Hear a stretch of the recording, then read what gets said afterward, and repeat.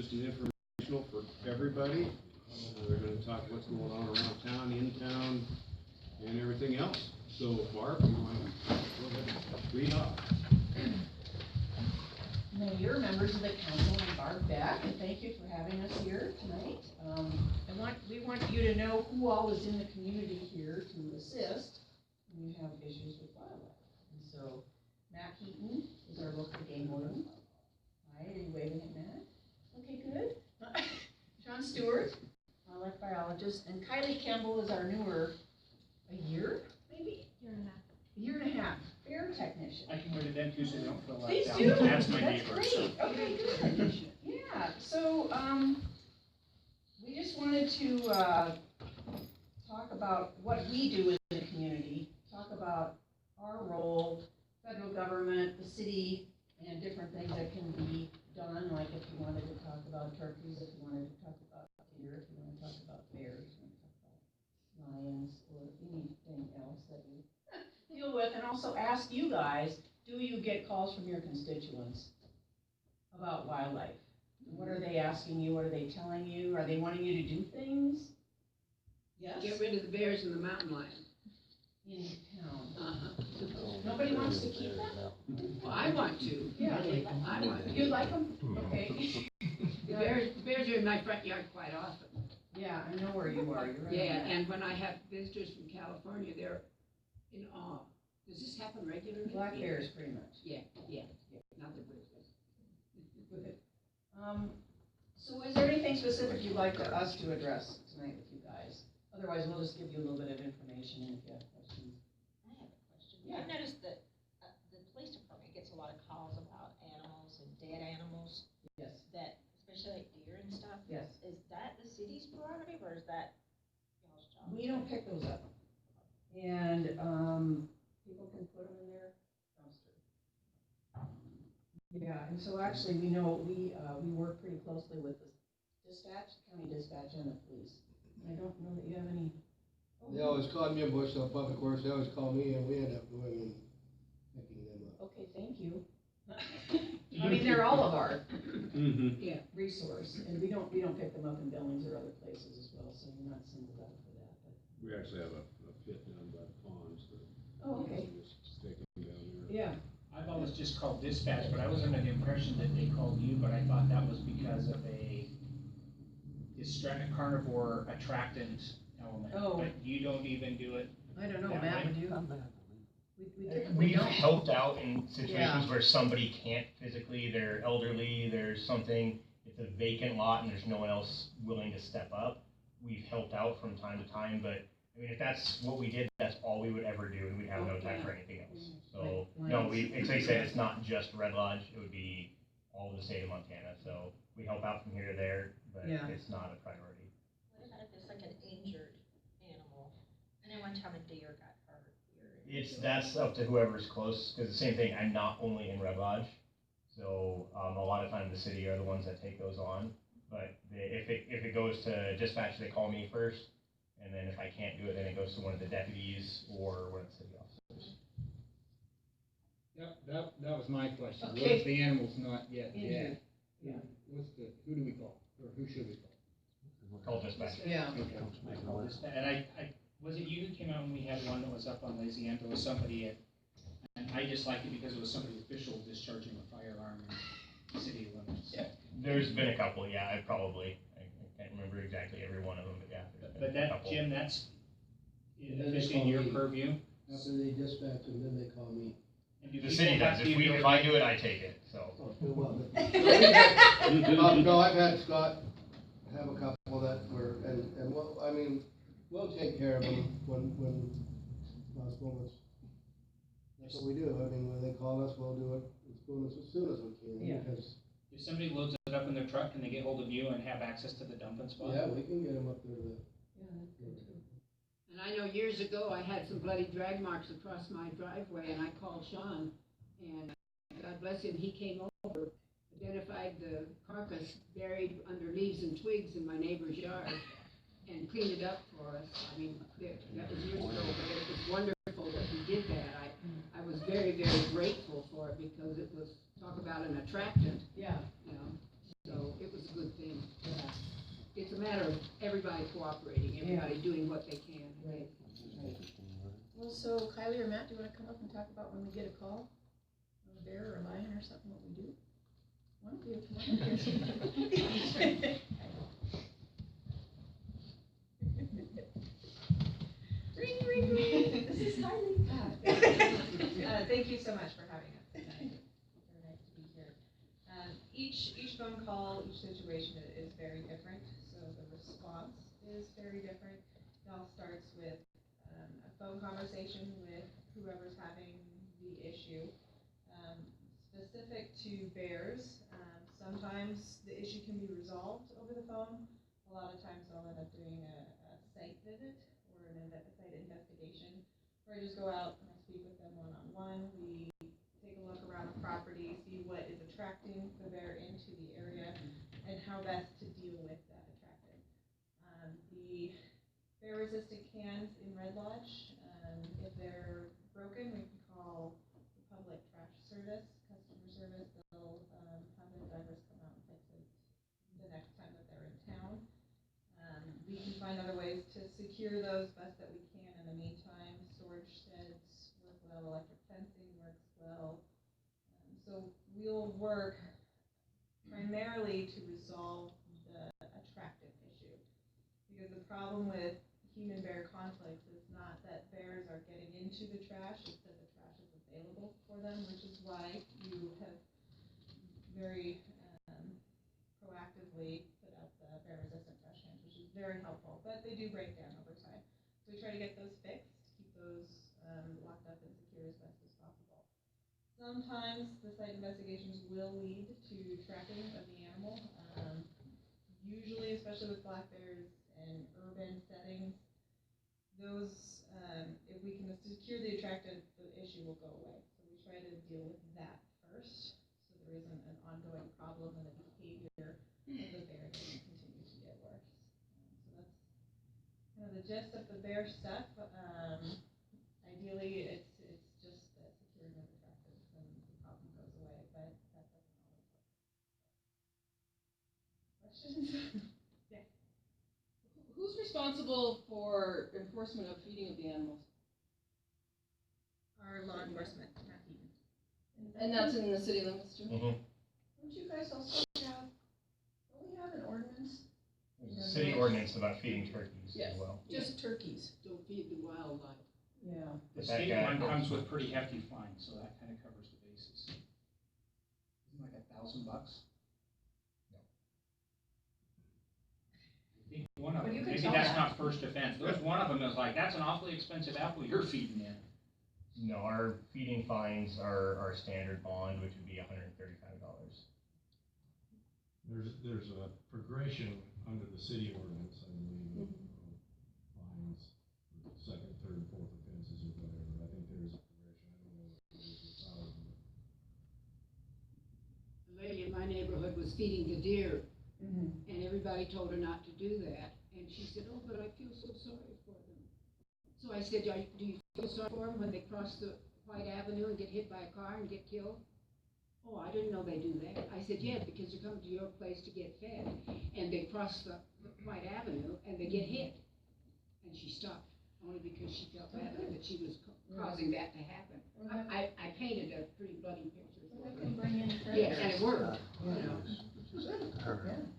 What about the birds? So sometimes you have to be really proactive. Bird How feeding? does that work with it? Because then the deer like this, or the bear like these too, right? Bears are very attracted to bird feed. It's a very high calorie food, and in the springtime and especially the fall, they're very focused on putting on weight.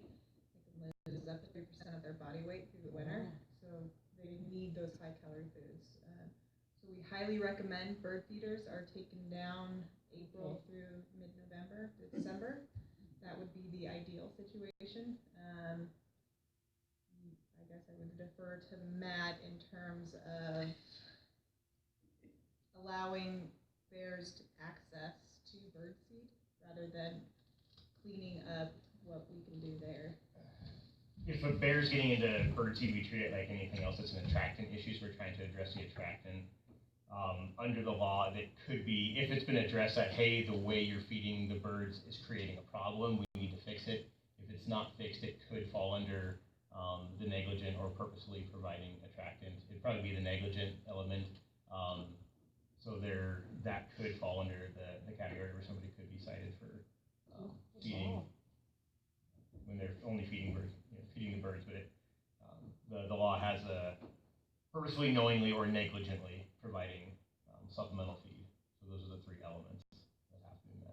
And my recollection is it actually calls out, it points out bird feeders if it's been pointed out it's a problem. And it actually has verbiage in there that addresses bird feeders specifically. But hey, if you've been told it's a problem, it's a problem. Matt, you wanna talk about lions? Thank you, Kylie. Since that's been a current topic in your life. I guess with lions, it's different than bears from the standpoint of, I guess, ultimately with our, I guess I'll start over here. With lions, like with any of the large animals, the bears, wolves, everything else, they are always on the fringes of town. With lions, we know they come through town on a fairly regular basis. Typically, it's in the middle of the night, early morning hours, there's not people around. We don't tend to get too concerned about that. Our concern with the large predators are when they kill something in town and then cache it, so like we talked about, where they bury it, put twigs over, something like that. That does become a problem. So that is a food source that animal might then try to defend. And so that's when we would get concerned. So if an animal is hanging around town, if it's caching prey, that's a situation where we're going to intervene. A situation where somebody calls and says, I saw a mountain lion on my game camera at 3 in the morning, not going to get overly concerned about that because of where we live. We have to assume that they're always going to be here. The situation with what we assume to be the 2 juveniles recently, the reason that rose to a higher level with us was they were spotted all hours of day and night, killing animals in town. They killed domestic pets. They were cats, and so the thing with there is it's not this. Well, for us, we think of it, oh, it's our house cat, it's a pet. The lions see that as competition. They see it as another predator, and that's what they deal with other predators to kill them. So it's still a concern because it's happening in town, and it's because it's happening all hours of day and night. That's what rose to concern with us. So we tried some management options with those animals. That's why we took more steps with those cats than we do with moose, is because they were being seen on a daily basis. I was hearing reports every day for about a week, sightings in town and in certain areas. What happened to them? We chased them with a local houndsman, and since then we have not had any calls. We treed them at least once, but there was no opportunity to legally remove them or anything else, but we did chase them for a couple hours, and since then, I have not gotten any calls on those 2 animals at least. So that's why cats are a little different than bears, is because of that predator element. When they cache that food source, it does become a potential public safety issue. Any questions on that? Do you have any idea of the numbers in the area? No, I mean, we do have a highly productive area just south of town where there's multiple females that are having kittens every year. Where those kittens are going, we don't know. Assume that, or it's a guess that those 2 cats that were in town came from the West Fork potentially. Talking with local houndsmen, that we have a lot of cats, so we're probably at where we need to be, and then the juveniles are then leaving the area once they're out of here. So I'd say it's a healthy population. Total numbers don't know. Yes, this is a question going back to probably the bears because it has to do with garbage. Who's responsible for people that are overloading their garbages or not latching them? Is that a city responsibility or is that? No, that's the individual. So if they are overloading their garbage can to the point where they cannot close it, and a bear comes in and then we have an issue with an attractant, it's the individual who's providing the attractant to the bear. I think the question is enforcement. Who's responsible for enforcing it if that happens? It's not a state law that I have jurisdiction over that says you have to put your garbage away. The state law that we're addressing is the attractant issue. So there's no violation of law from my standpoint until the bear gets into the garbage. Okay, So, so if it's a habitual person that overloads their garbage, that would be a city. correct, yes, it's not a fish, wildlife, and parks issue.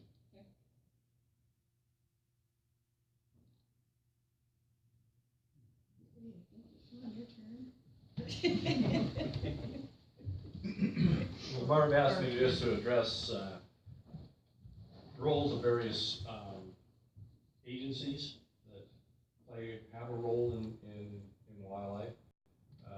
We as Fish, Wildlife and Parks, you know, I do the monitoring of populations around the area, basically from, Bighorn River to Stillwater Boulder Divide.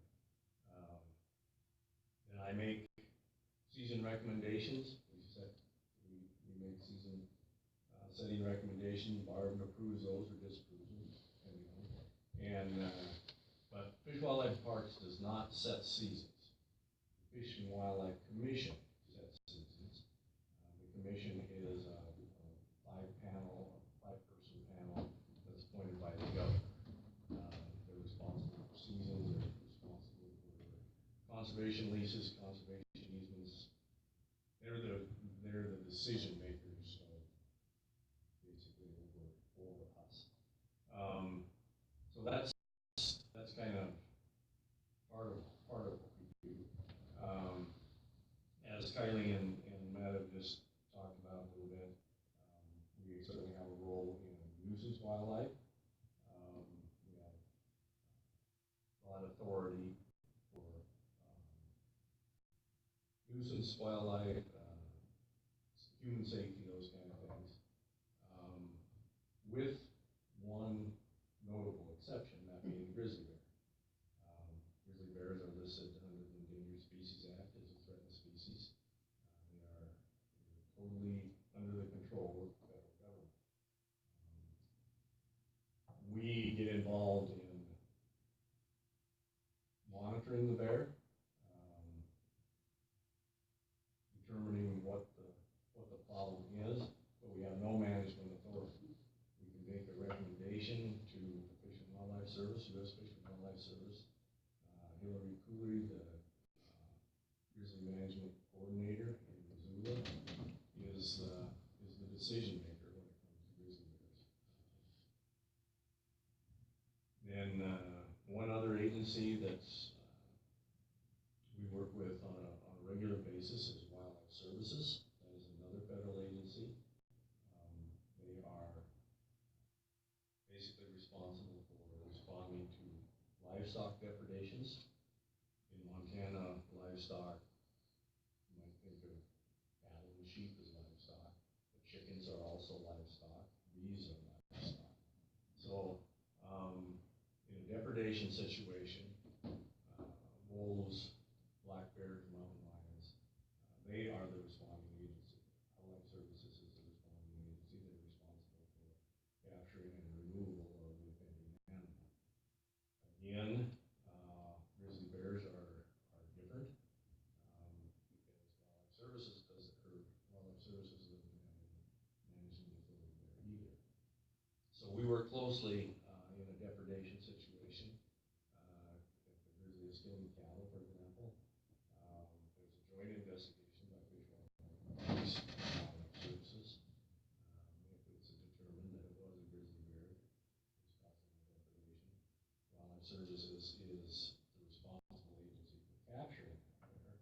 But then the disposition of that animal is determined by Hillary Cooley, the U.S. Fish and the city. What? So, yeah, that brings me back. So for, deer in town, if you get complaints about deer in town, or the turkeys, of course,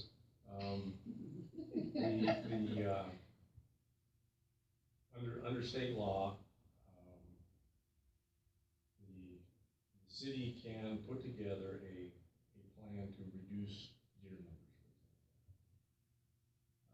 We can work with the city to do that, but that plan has to be approved by the Fish and Wildlife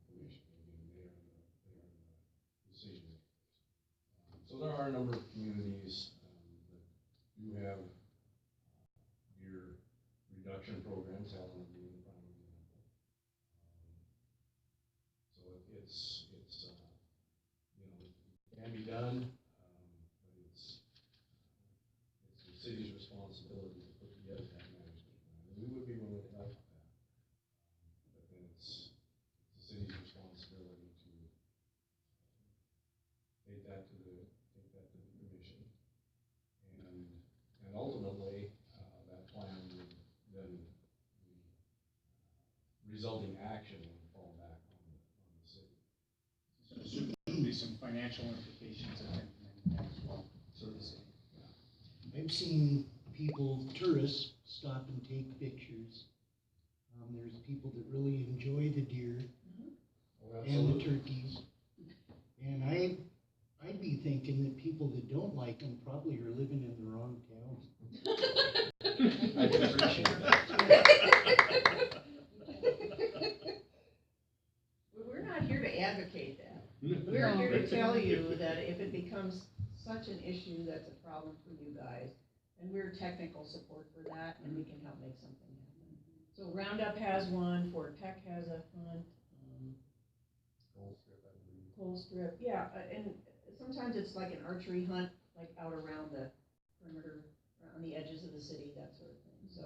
But typically, elected bodies in the cities aren't excited to lead a charge in that direction, and so I think the people that passed those laws were wise to leave those decisions to you locally rather than us, the state, to come in and tell you what to do.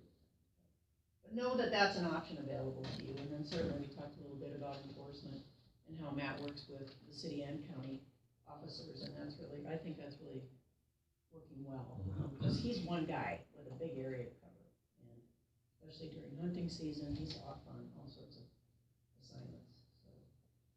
Another thing too, maybe you read about chronic wasting disease, because we had the first discovery in the state of Montana in Carbon County 2 years ago.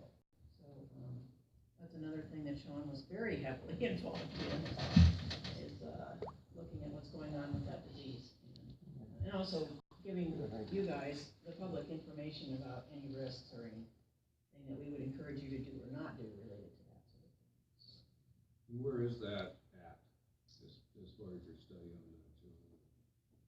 Well, we continue, the first year, we had detections during the hunting season, then we had an extended hunting season in eastern Carbon County to further determine what the prevalence of CWD was. During the just previous hunting season, 2018, we continued to monitor within that CWD surveillance area. And I think we're running about 5 to 6% prevalence in mule deer and about 2% in whitetails for bark-borne older providers, essentially. So that's it's here. It's not going to go away. And our management strategy is basically to try to hold deer numbers at relatively low densities to hopefully reduce the rate of transmission outside of that control area. And we don't know if we can do that. We don't know if we can reduce that. That's where we're at this point. And I was an offender this winter of feeding animals, and I was treated very professionally.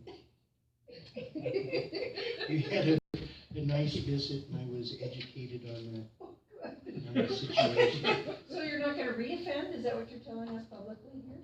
Don't answer that. You only get one He's not night, with you one yet. night stay. Then the ticket book comes in. Thank you. Yeah. Played the Thank field. you. So the only other thing I would point out is we do also have a fisheries biologist that's stationed in Columbus. And he just accepted another job, so we have a vacancy there, but he also is responsible for fisheries issues in this area. So there are smanglers that live here and visit here, and we also have fisheries staff that works in this area. Any other questions? We are happy to come talk to you. We're happy to have you call us about anything that you're hearing about, if you need information, if you need assistance. we can help you, we'll do it. If we can't, we'll, no. Do you have any asks for us or things that you need from us that we? Well, I think in the the bear-proof garbage containers are fabulous. You guys are leading on that. I think, any enforcement attention that can be paid to your ordinance would be very helpful with us and our efforts. I don't know, I'd ask you guys, anything else you can think of from them? Both start, I guess. Yeah. How would you feel about peacocks starting to show up around We put them in with the wild hogs. Okay. Yeah. town? So you've got a plan. Yeah, oh yeah, of course. Oh, yeah. Yeah.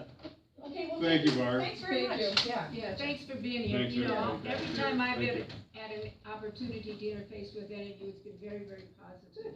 You're doing a good job, at least from my perspective, and we very much appreciate it. So keep up some good work, and we'll try our best too. Thank you. Thank you. Let's move on to the MOU between Montana Department of Environmental Quality and the City of Red Lodge, Montana for Coal Miners Park discussion. Dave, do you want to give us a little insight? Yes, the MOU is for, the construction of the cap, the repository cap at Coal Miners Park. And the DEQ has informed me that they will not start moving dirt until the MOU is signed. The goal is to start moving dirt towards the end of July potentially. Just went out to bid last week. I'll be out there Friday at 11 in the morning. There'll be a walkthrough for the bid process. And it'll be moving forward after that. So the contractors probably at the soonest could possibly start would be in late July. So the MOU details just the pretty standard issues that we would face with that. They're willing to do quite a few things, like take care of weeds. Dust mitigation will be a big one. Jim said he would put a water meter on the hydrant over by the high school. That's where we'll get water. We'll have a water truck. I know that is a concern for the wildlife sanctuary, and it'll probably be a concern for some of the neighbors around there. That there's a lot of dust flying around. So we should be able to take care of that. The main thing for us is that after the cap is in, and they will take care of it until the end of 2020, and then from that point forward, we will be responsible for any deterioration from more or less unnatural causes, and that includes bike trails, for example, and the frisbee golf. We have had that responsibility this entire time, so it is not a new responsibility either. I included that letter from Red Lodge Youth Soccer as well, that reiterates their commitment to their project. They have raised significant money. They just raised a lot more money recently. They have their funds ready to go. They're still raising money because they did have to basically take out a loan to do some of the fundraising. So they're ready to go with sprinklers, grass, and all of those things. Once the cap is ready to go, we will have to do another MOU. We do have an MOU with Red Lodge Youth Soccer about the development of the cap and their responsibilities that was approved about a year and a half ago. And then we will have to do another MOU with them later on the maintenance of the field and the cap. Discussion at the table.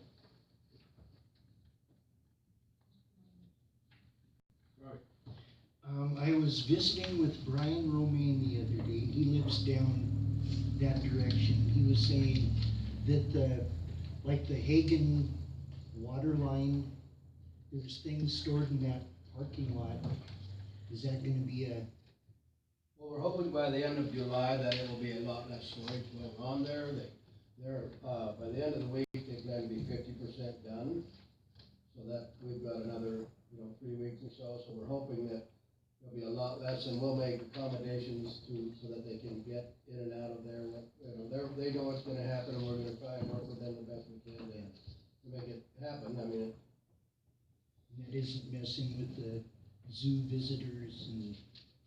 not at this point. I mean, it's quite quiet All down the there at this rain point, is- and they're hauling off and doing everything they can to keep it as minimal as possible, but it's a big project and it takes a lot of material moving. Because we're making them screen it to get rid of the big rocks, we aren't putting big rocks back on our water lines. There other discussion on the MOU? I'd gone to the last Parks Board meeting, and there was discussion from the disc golf people, and also the bike trail people that are up there. So I see this has an MOU with the disc golf club. We currently have a MOU with them, and we will do another.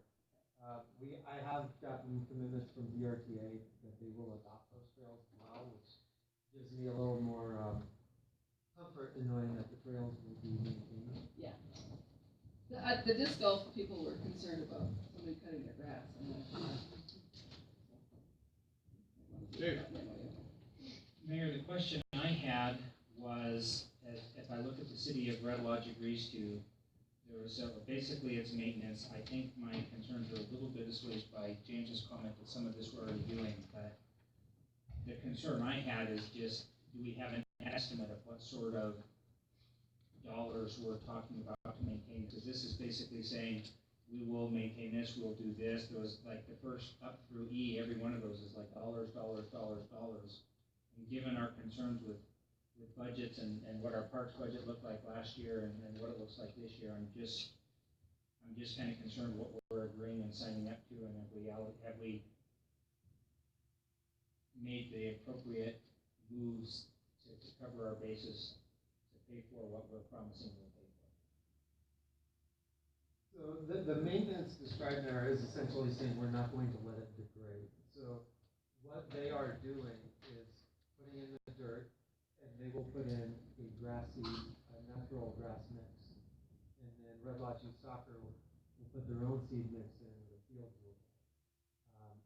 What DEQ doesn't want to see is that we essentially allow for the destruction of the plant, is really what that maintenance entails. It doesn't mean we have to go out every year and do anything. It means basically we're going to protect it and not let it deteriorate through gross negligence. So Do we have an idea of what it's going to cost to let it not degrade? it shouldn't cost anything. The worst case scenario, as I see the maintenance issue, is that we would at some point have to tell the Bicycle Trails Group, BRTA, that you can't do the trails anymore, essentially. So BRTA has agreed to maintain those trails, and the maintenance of the trails is the bigger issue there. So what I'm hearing is the city is representing that we're doing it, we're subbing it out to BRTA. So we think we have it covered without using city dollars. If they should fail, though, it does fall back on us. We're the one representing, we won't let it degrade. Essentially. So that's where we would have to just come in and tell them, sorry, we have to close these down. And not allow the trails on there anymore if they didn't take care of it. But everything that they put a seed on, there should be nothing we ever have to do with. And so the agreement, we actually had an agreement similar to this that went back to when they, I think in the mid-80s, we signed a very similar agreement that we would maintain what they did then. This is basically an updated act, and we've never had to do anything in the past 30 years to spend money on that prior to that. James, this is good for 2 years. Will it take them 2 years to fix it? No. Really, it should be done by late September. Wonderful. And it was nice they agreed to take care of the weed spraying, so that's one thing we're gonna not have to do until 2021. We spray that usually twice a year, I believe, so Yeah. we'll not have to do that. So we actually will save a little money in the meantime. Thank you. You're welcome. Any more discussion? Discussion from the public? Who would like to take that? wanna- I can start on it. I never met with them. They just submitted it right before the deadline for the, so I wanted to get that clarified. But other than that, we had problems in the past where we've had sprinklers break down there, and I kind of reiterated to them over the last several years that there's gonna be large vehicles driving down there. We never know how they break.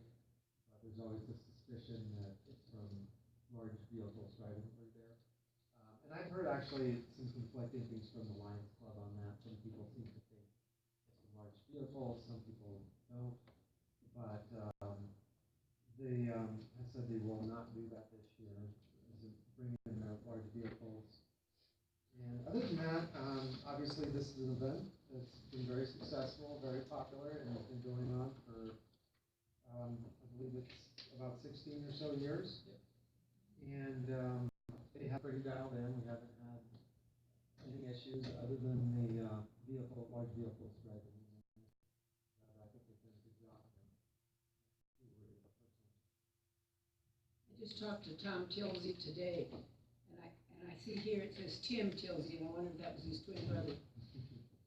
I think his name is Tom. It is, yes. Yeah. Because I talked to him about the 4th of July, using the highway, for the 4th of July. And that's, I don't know. Yeah. Nice man. James, Quick what, to respond. James, what is the status of the dollars on this? Given the discussions we're having on there, I didn't see anything on here as far as a deposit or the number of days. I heard you mention that it might actually be 2 days rather than one. This may fall under the stuff we've done as far as nonprofit and the name time, but what is your intention for processing that? Well, I need clarification. I didn't see the check. Well, I wrote it right on the top of it. Yeah, right on the top. $100. I see it through now. Hey, where does it? Right. Where am I? 100 and 500. You can't read it, but it's there. So they are saying that Oh, that's tight. Okay, I'm used to seeing it written out. They had it, or I wasn't gonna rewrite it, they already had it on theirs. And is 100 appropriate, or is it 200 if they're gonna have Friday night? they have Friday night, it should be 2. So we'll need to get clarification on that. Let's make sure they're here for council. We're gonna carry this over. I've got every t-shirt from 2 on, so I'm a big fan. I just wanna make sure we're keeping it consistent. Any other comments at the table on this? I appreciated the staple on the back. Didn't know they're loose. It's a really good event and brings in a lot of money for all the nonprofits. Yes. Yeah, I mean, I would like to clarify, I point this out every year, but I'll bring it up here too. There's a lot of people who cheat on this event. If you read the instructions, it clearly says it is a walk-run. There are some people who run all the way through. Well, these turn runs. I used to, I don't I used to run to the think the bakery cheating and is get our a, concern. I used to run to the bakery and get a maple bar and then walk from there. Any comment from the public on the use of city-owned property, fun run? We move this forward. Resolution 3524. TCEP planning grant application. James, you got everything covered here today. Thank you, Mr. Mayor. This is for a grant application for a new water PDR, or water PDR from 1996. We pretty much got everything accomplished out of that PDR. We have a number of other issues to deal with now, so it's time to do a new PDR. This grant is only for 15 grand. It's a first come, first served. I plan on having the grant submitted the day after our next council meeting. And then from that point on, I'll immediately be working on a DNRC grant for another $15,000. And then our match would be $80,000 for that. Or I'm sorry, 50. The total expense for the PR would be $80,000. But it's not the most difficult grant, but I'll be working on that over 2 weeks. I've worked with Jim and Chad Hansen a little bit on making sure I Jim can certainly speak to what the PER needs to cover more than I can, but, I've been working with them to make sure I get those concerns covered in the grant application.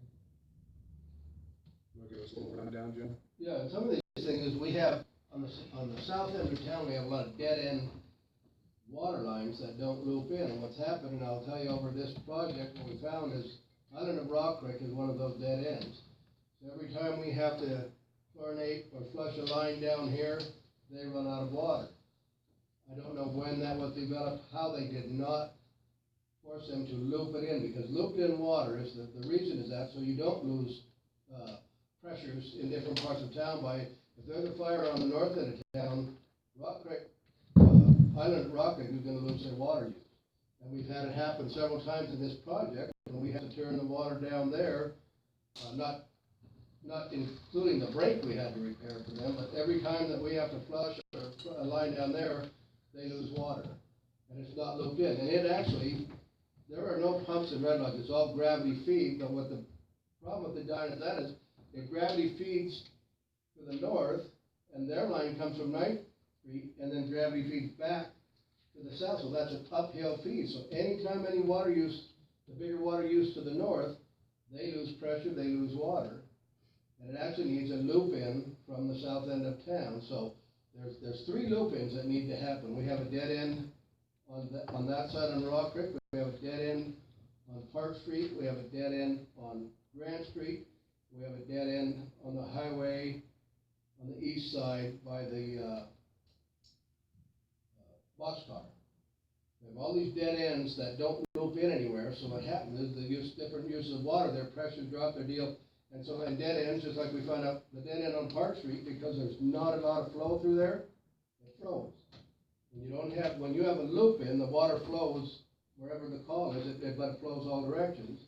Well, these dead ends don't have flow, they hit the dead end, and if the water use isn't there, like I said, so those loop ins are a big part of what, and then we've discovered there's all the water lines we've done, the major one, when Hagen's done, all the major ones, but we have short 2-block or 3-block little areas that don't have new mains that are between one and the other, and those will be worked in the PER.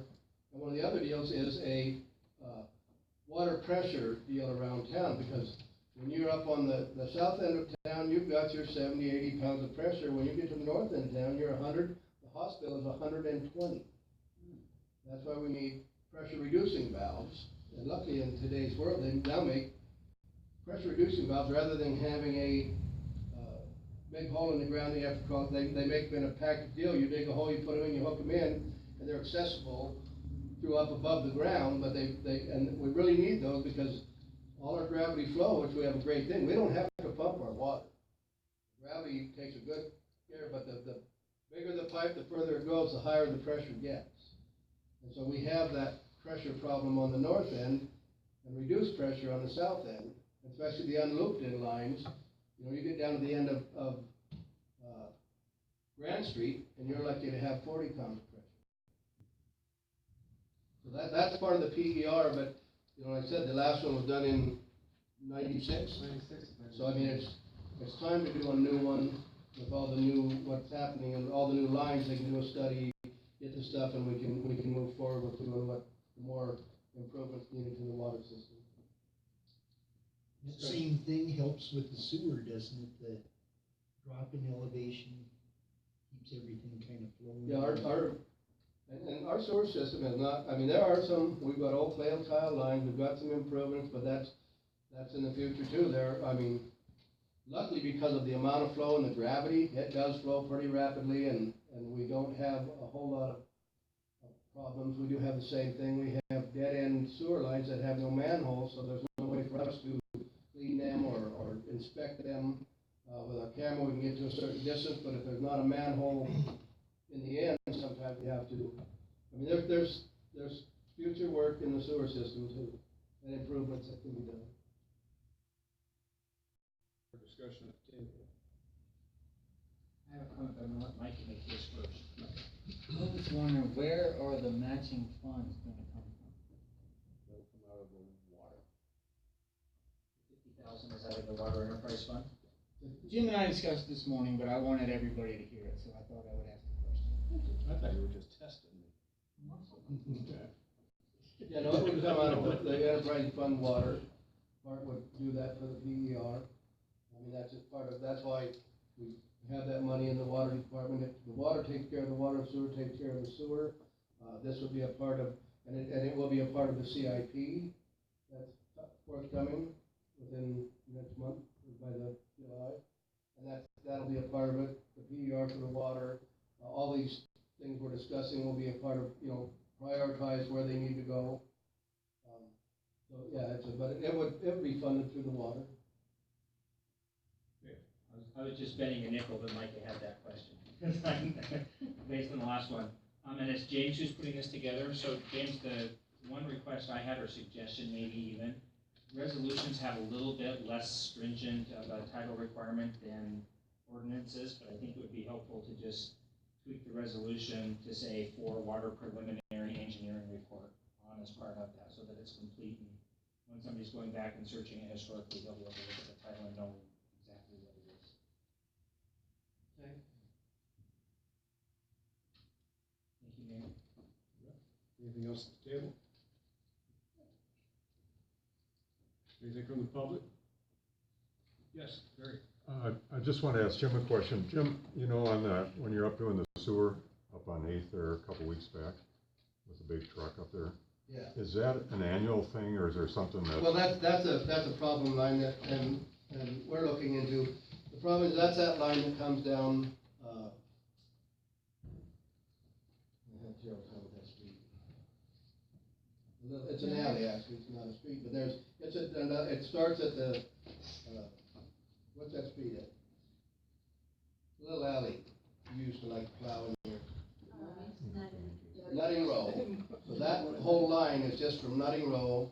There's a manhole on top, and then it's a 6-inch line that comes and turns to that manhole in front of your place, and it periodically it's plugging. It's an old clay tile line, has some problems, and the biggest problem is it has a turn.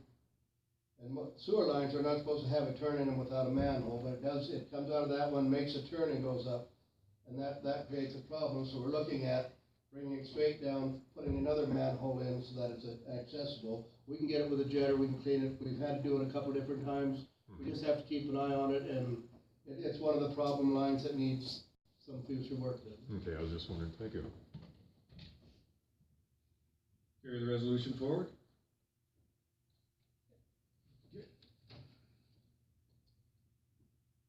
Streetlight Maintenance District, resolution of intent discussion. James, you want to kind of give us the lowdown on it again? Well, just kind of recap what I brought up in prior meetings. The city council does have the authority to create a streetlight maintenance district. We've run some numbers trying to figure out exactly what that would cost. We're looking at about $2 per lot in town to cover the cost of electricity and leave a few thousand extra dollars for other improvements. Other improvements could be to add a few lights here or there where perhaps they're needed, or do projects like we did at Lions Park where we converted some of those old inefficient bulbs and replaced them with the LEDs, which cost a couple $1,000 to do that. We're one of the few cities in the state that does not have a street light district. And it would be a fairly easy and not very difficult thing for most of our residents to be able to afford, since it would be about $2 a month for the remainder for the course of a year. The city council would do a new resolution every year to see what that price would be. So they can kind of adjust slightly every year if electrical rates go up, or if we're not doing improvements like maybe we thought, we can lower the mills. The process is to do the resolution of intent, and then later we would write letters to all the property owners in town to let them know what is being proposed, how much it would cost, what would be occurring on a yearly basis for the amount of money that we're paying in. And then from there would be another resolution to approve the district. Overall, it would probably be about a we were to do a resolution of intent, let's just say we were to do that tonight, which we're not obviously, but if we were, we would start we would have to get it in the newspaper next Thursday, and from there we would do the mail outs, and then there would be the protest period, and then we would follow up with another resolution to create the district. Discussion at the table. Robert? Is this money being gathered up to do a conversion over to LEDs? Northwest Energy will be converting all of the streetlights that they own into LED. That's part of our contract with them. And so that is covered in the $43,000 a year that we pay them. But we also own some streetlights. Unfortunately, I tried to find out what streetlights we own that are not under contract by them, and I do not have that answer yet. Northwestern Energy doesn't know that answer offhand, and nor do we. So They have like a percentage, like 20% we own, 10%. no, I would say they own more like 95%. Yes. So if it's on private property, so obviously the streetlights at Lions Park were within the park, so we own those ones. But if it's a typical streetlight on a right of way, we do not own any of those. Other than the new decorative lights that went down on Main Street from East Street going north. Those are LEDs. They are. Okay. Mayor, so first off, I want to make sure my comments are not, I have no problem with moving forward with this as an action item or having it for discussion on the regular agenda. But I did want to add my 2 cents that the more I think about this, the less inclined or in favor I am of voting for it.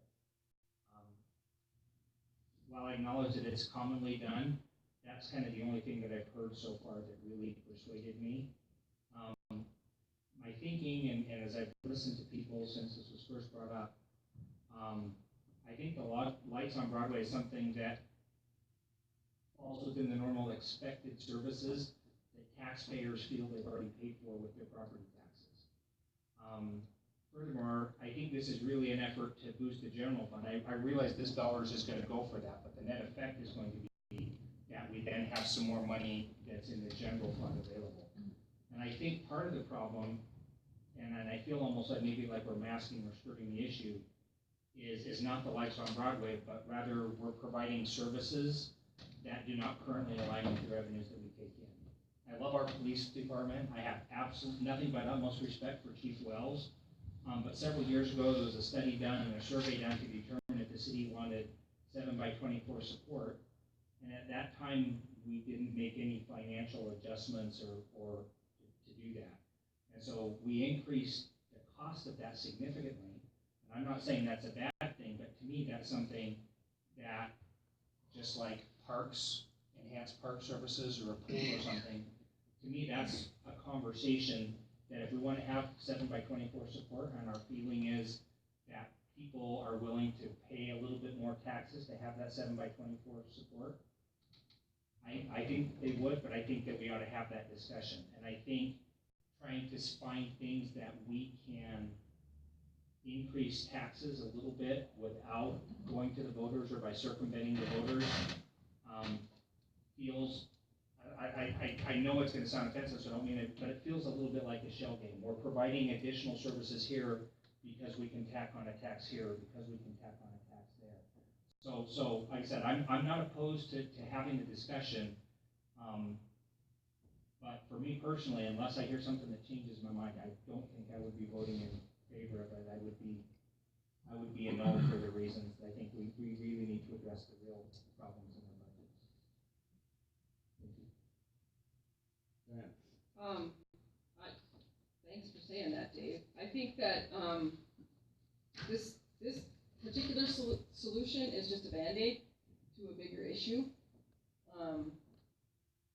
Over the last few years, the police department has taken up more of the general fund, and bringing on a full-time attorney also took more of the general fund. since 2014, that's like $150,000 to enhance that. We heard last year talk of how 24/7 could be provided with 6 officers, and now we're back up asking for 7 officers. So I do have major concerns, and I think that we can't nickel and dime the city taxpayers through this council before people say, wait, let's put it to the voters. Let's have that bigger discussion.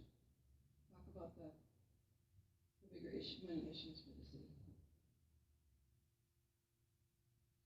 I'd like to third those comments as well.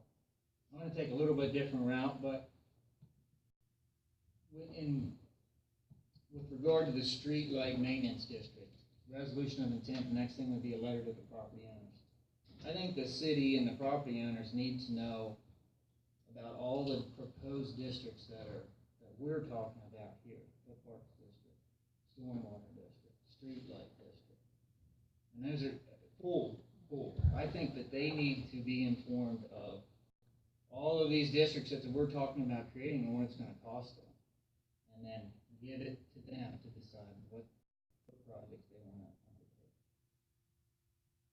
I guarantee you can push the pool through now, but to the detriment of probably not getting stormwater or not getting streetlights, or not because it's an emotional hot button issue right now, but they don't have the broad scope of everything that we're talking about.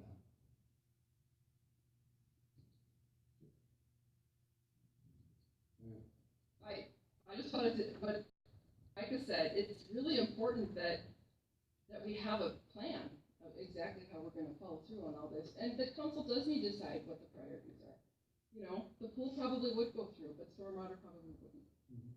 And that's what our job up here is. It's not easy, it's making the harder decisions, but the decisions that we can put to the public, we should, they need all the information.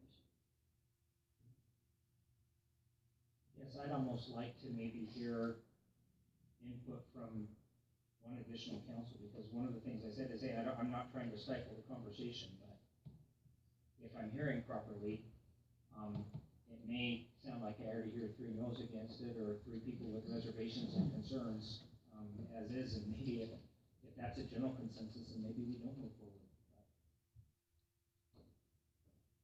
Robert? The people I visit with, they feel like the resort tax money and the water bill going up and up and up, and they're not seeing any results. I didn't go check today, but like just going into the post office, you could lose your car in a hole, like going in the driveway there.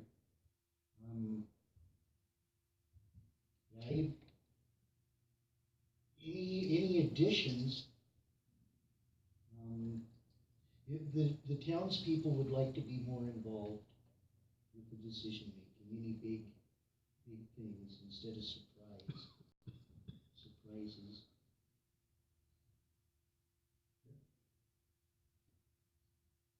Well, that's from the public.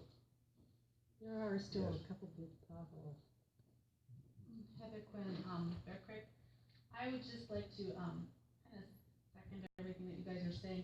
I think that it would be super nice if we could have a town hall meeting and go through the budgets, go through the proposed districts, have maybe somebody explain people's tax bills to them and what's on them right now as far as districts and bonds, what needs to continually be funded, or are there some things that don't need to be funded anymore, and we can switch out, and there's something that's already funded to take it off and then put something else on. But I think that the town would probably be very receptive to having a town hall meeting, and I have seen Mr. Bushnell's presentation. I think that if other people saw that, they would be very impressed, and it would help them understand the work that's being done and the work that is needed. So that's Any other public comment? Yes, Rod. Rod Bastian, taxpayer, I guess, since we have several properties. What I've been hearing from individuals is that they feel betrayed by the city with the resort tax over the 25, getting close to 25 years now. When it was sold, and I was part of that original discussion with the resort tax, when it was sold to the taxpayers for the vote, it was for infrastructure. Over these 20+ years, council people before you have become very creative in what was infrastructure, and they siphoned off lots of money for other things other than what the public saw as infrastructure: sewer, water, streets, sidewalks. That's kind of what was sold to the taxpayer. My concern is, similar to Micah's, there's a lot of these districts proposed that in a way should have fallen underneath the resort tax over the last 20 years. And because money was siphoned off to pay for other things, I don't know that it's going to be an easy vote to get it back. We may lose it. And so, you know, it's something that the council has to really look at. I'm not necessarily opposed to districts, but at the same time, I think the general public is very skeptical about how the money will be spent because of how the resort tax money has been spent. So it's something to think about, because it is going to be a tough vote, I believe, for the resort tax based on the betrayal that the taxpayers feel has occurred with the resort tax money. Thank you. If I may, Mayor, I'd like to remind everybody of the CIP, where we've got $85 million of infrastructure projects that are unfunded.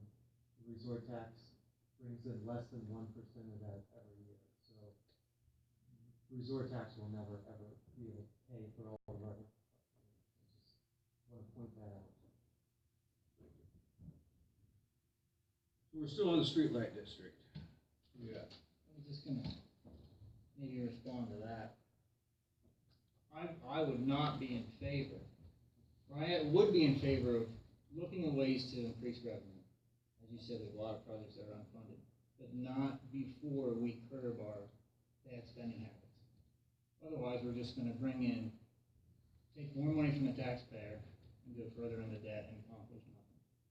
So I am for looking for creative ways to raise revenue, but not if we don't do something about the way we do our spending now.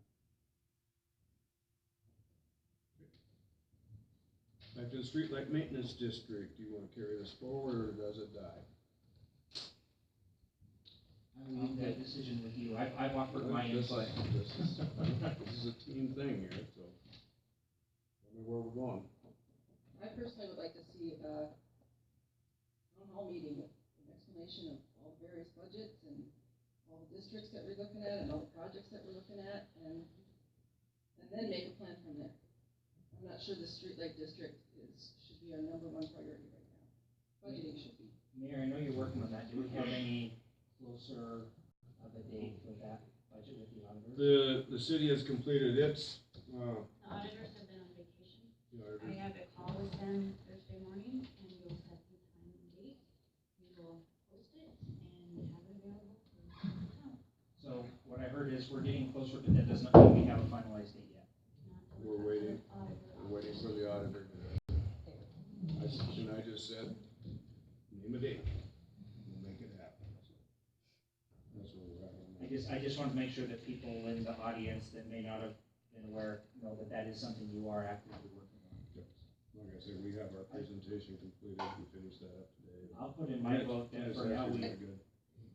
Yes. so I'll put in my vote that at the very least we drop this for now until another date, if that's one thing.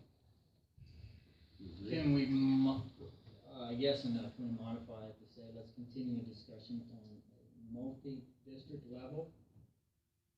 So that it's not targeted just to streetlight maintenance, let's take a look and continue to discuss all of the districts? I think we should all get our wish list together about districts and resort tax and all that. I mean, I have mine going, and then when we get ready to do this, that we'll all get together, we'll get that list out, and figure out where we're gonna go. We'll have a meeting. I like that idea. So get your Christmas list going. You know? That's the part that scares me. So, where are we going with this? With this specific item, I'm good to let it go. Lauren? Yeah. Don? I'm not in favor of all these districts. Okay. It's too confusing to people, and it's money, money, money, and I don't think it's gonna pass. Thanks for your work on that, James. Let's move to Board of Adjustments discussion. You've been doing the research on that, James? Yeah, I wasn't able to compile a lot of the information to give for you for today. I did do some research on this and I got a little more background on it. I was a little confused by the discussion prior because I'd only known the Board of Adjustment as being something to appeal land use decisions for. The Board of Adjustment at one point in time was an independent board, much like the Parks Board, the Planning Board, that was appointed by the mayor and the city council. In 2008, it was decided to end that board. The board had not been full in somewhere around 5 to 7 years. They couldn't get it full. It didn't meet very often. And so the board dissolved in 2008. The city council at that point in time became the Board of Adjustment as well. Not at a city council meeting. Typically, when they have done it, they meet an hour early to act as the Board of Adjustment. Things they've done as a Board of Adjustment since 2007, they've had a variance request for setbacks for new buildings. 1, 2, 3, 4, at least 5 times that I could find. They had a variance request for steep slope properties where we have an ordinance or zoning regulations that you can only build so much on the benches essentially. There was a request for that. There was an appeal of the town park approval in 2013. Request to expand non-conforming structure. We had actually a variance request from MDT to allow them to move the internally illuminated sign at Beartooth Bones Clinic. At that time, we no longer allowed internally illuminated signs, although we now do again through design review. Prior to 2012, between 2008 and 2012, when the city council was acting as the Board of Adjustment, the planning board decisions of conditional use and design review approval were recommendations to the council. And the council was the final decision maker on conditional uses and design reviews. That was a major problem because the council was acting as the Board of Adjustment. They were acting as the final decision maker, and then they were the same exact body. They switched hats, and now they listen to why their decision was wrong and had to listen to an appeal. Obviously, that was a major problem that was brought up during the town pump appeal with their approval. And at that point in time, the city council ceded control of final decision making on conditional uses and design reviews and gave that authority to the planning board. There is discussion in the municipal code about appealing airport board decisions. I can find nothing that's ever happened. There was also discussion in code about appealing the public works director's decisions on signage. I found no instances where the Board of Adjustment actually acted on that. It seems very unconventional, to say the least. I've never heard of that before. I haven't been able to do research to see if that happens anywhere else in the state or whether that's allowed. I've just never heard of it. But there are some other issues in the municipal code that I found that I think do need to be addressed that were not addressed in 2013 and 2008, and those are essentially issues of that city council is in fact the Board of Appeals. That is rather unclear in the municipal code. That was clearly the route that the city wanted to take in 2008. It just wasn't really well codified. So I do think there is some cleaning up in the ordinance that should be done. There's some ordinances from 1981 that have to do with the Board of Adjustment that I think are partially may conflict a little bit with the Red Lodge zoning regulations, chapter 12, that also talks about Board of Adjustment. So I think this is an issue that could take some time and will need a fair amount of thought to clean up, essentially. I think there probably does need to be some updates. James, is your recommendation that we reinstate a separate Board of Adjustments, or are you comfortable with the council serving as that Board of Adjustments with ceding authority when there's a conflict, such as with the planning board? What's your recommendation about how you think we ought to approach it? Well, when it was its independent board, the reason they decided not to have that independent board anymore was because they couldn't get people to serve on that board. It's just not a popular board. People like to serve on Parks Board, we get applicants to that. Planning board sounds more fun, but A quasi-judicial board where your neighbors will hate you is not a lot of not as popular. volunteers. So they evaluated the situation because they were having trouble getting quorums, because they couldn't fill the positions. They were advertising it every year and not being able to get a full board. So that was why the city council took it over. So if the council felt they wanted to go down the route that we had done prior to 2008 and have an independent board, I think it's very possible that that same issue would repeat, and we'd have a hard time filling it. How many, other than the need to cede some things to the planning board, did you identify other situations where it was a conflict of interest that needed to be addressed, or do you think that because what I'm hearing, tell me if I'm hearing incorrectly, is I think what I'm hearing is there are enough problems with having that be a standalone board that my recommendation would be that the city council fulfill that role, period. That may require some cleaning up of code to make that crystal clear, and there may still be situations where we need to cede authority to avoid a conflict of interest. Yeah, and that authority has been completely ceded by the city council for conditional uses and design reviews.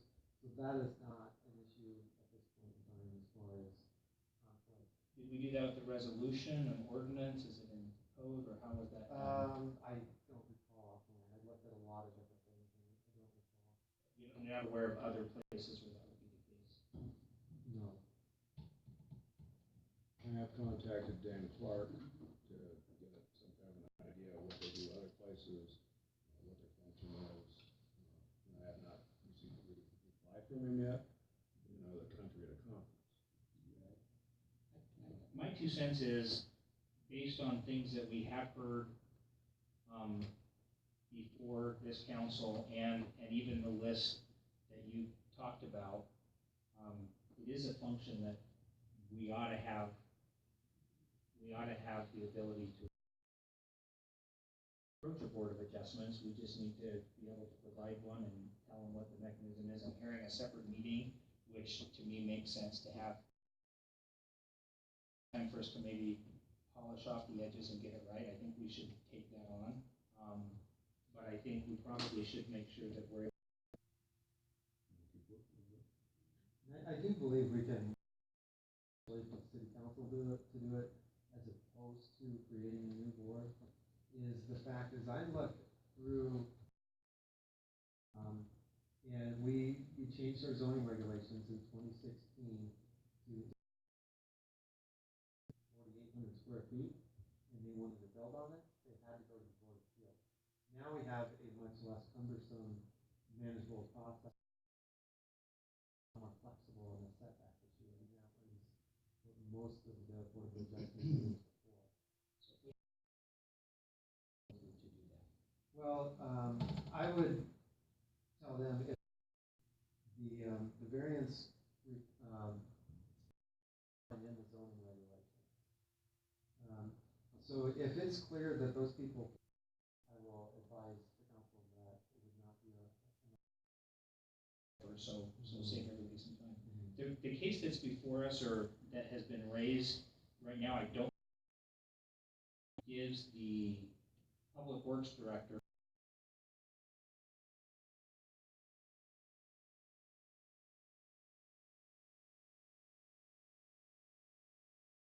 Board of Adjustments. And so that's the one I think we need to figure out how to adjust in the near future. Thoughts, comments, recommendations? I don't really know at this point on that, because, like I said, that is something I've never heard of. Planners, pretty much all planners have to deal with board adjustments, variance requests, land use regulations. I've never heard of Public Works doing that. I was completely unaware that that was in the code until I started looking at it. And like the mayor said, he emailed Dan Clark about that. So I'm still unclear on that process, as it does not relate to planning, because my understanding has always been that the Board of Adjustment is for land use, zoning regulations, those kind of regulations. And I addressed that situation to Dan. So that was my main question, is how do we do it, how do we go about it, how does everybody else do it? So I think what I'm hearing right now is we don't yet have an answer to provide our constituency other than giving them an update of where we are in the process and what the path forward is. Thank you. And I apologize, I wasn't able to figure that out. It took a lot of digging just to try and find all the past examples, all the other prior meetings, looking at the history of the Board of Adjustment, prior ordinances. It was a lot of digging just to figure that out. I wasn't able to find anything out there yet. Good information, thank you, I'm impressed. What comes to mind is back in time, there was always talk about fast food chains not being allowed in Red Lodge for whatever reason. Is that kind of the decision making that this Board of Adjustment? Yeah. No, we do not ban fast food, obviously we have Subway, for example. Yeah, So yeah. we do not ban them. What we have in place that's not typical is we require conditional uses for drive-through services. And the history of the planning board is that they put that in because they don't want fast food drive-throughs. They've allowed it at the banks and felt that that was appropriate. But the planning board's history, and that goes back into the 90s, well, way before my time, is that they have that conditional use process in there for drive-throughs, more specifically for fast food restaurants, but we do not ban that. So in other words, if McDonald's wanted to move into a building right on Main Street, restaurants are allowed, the building exists, what they want to do is an allowed use, they do not even have to go before planning board for that. If they constructed a new building, then they would. There's one on 27th, isn't there? It doesn't have a drive-through, it's just a location. Yeah, and they have those, there's a Wendy's in downtown Billings Yeah. like that, for example. If somebody wanted to do that right in downtown, they could do that. They do not need any special approvals. And this board, would it handle things like, that's the structure going up over on Hagen, it needs to be 50% living space if they're following the rules on that? No, Or is that the planning board? That would be planning board. If, an appeal would be to say that there was, a reason why they couldn't have, say, 50%. Say the builder said, I don't wanna do 50%, which they originally did not. They just wanted a storage basically. And the rules are at least 50% of the primary structure has to be a residence. And if they wanted to say, we don't wanna do that, we just want a garage, I would try to steer them away from the Board of Adjustment and say, our zoning regulations are very clear on that. But that is something where they could appeal my decision that they have to have 50% housing, and then they would go before the Board of Adjustment. Jane, did that case with the island at Rock Creek, was that, did the council act as a board of adjustment? I don't believe so. There was a Board of Adjustment meeting at Island at Rock Creek in 2007, but that was well after the lawsuits.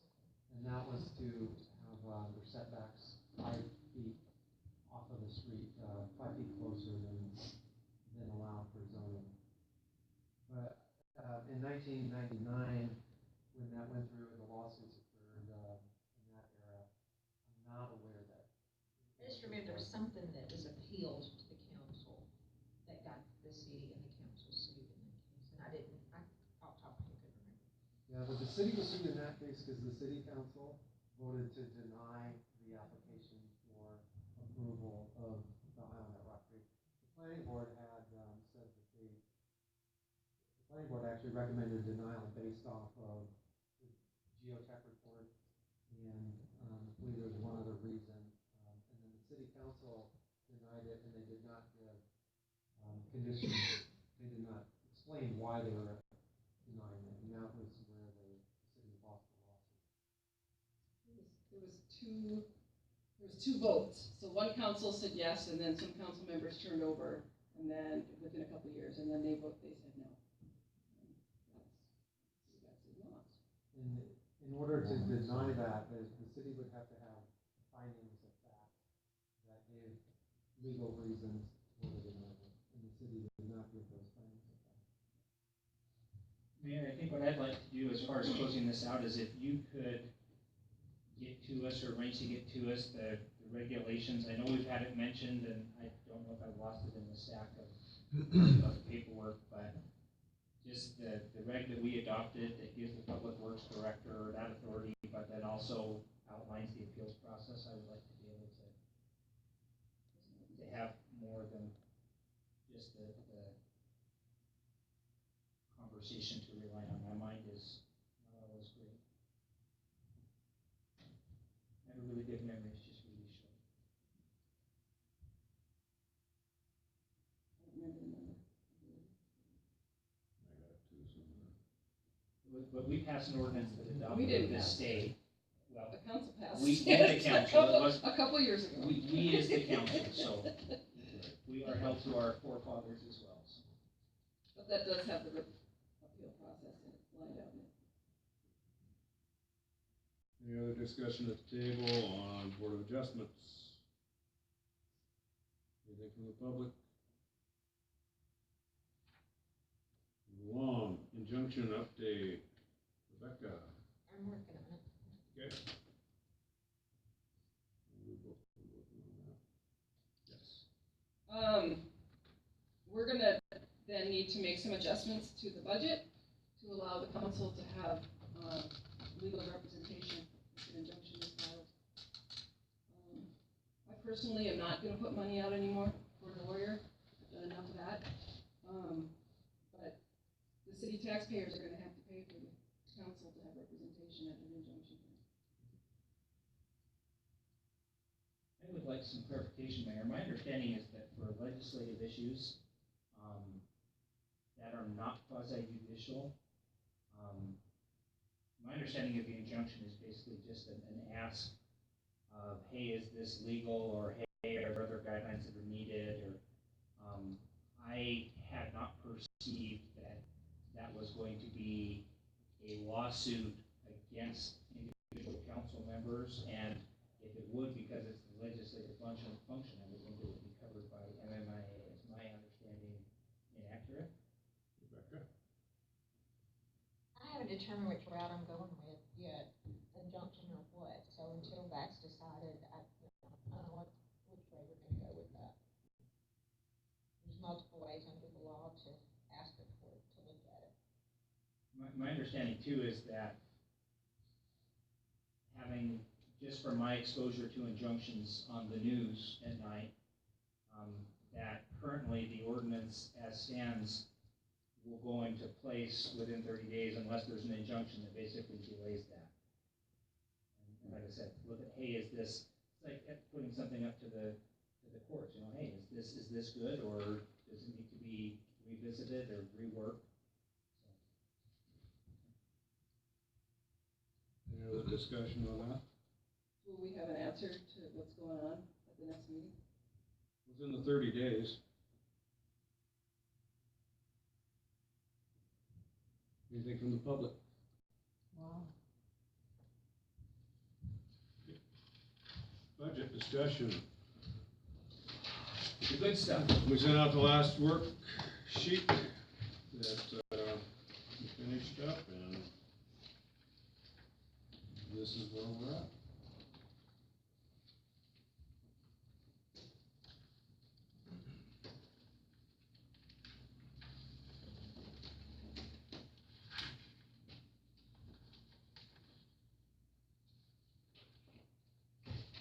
Discussion.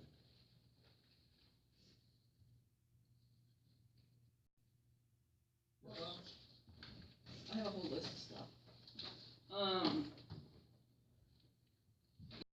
Under the council awards,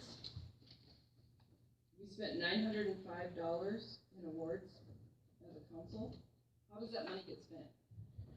Do you want to tell them that one? I'd have to pull a query report on that line item. I can't remember what it was all for. It could have been.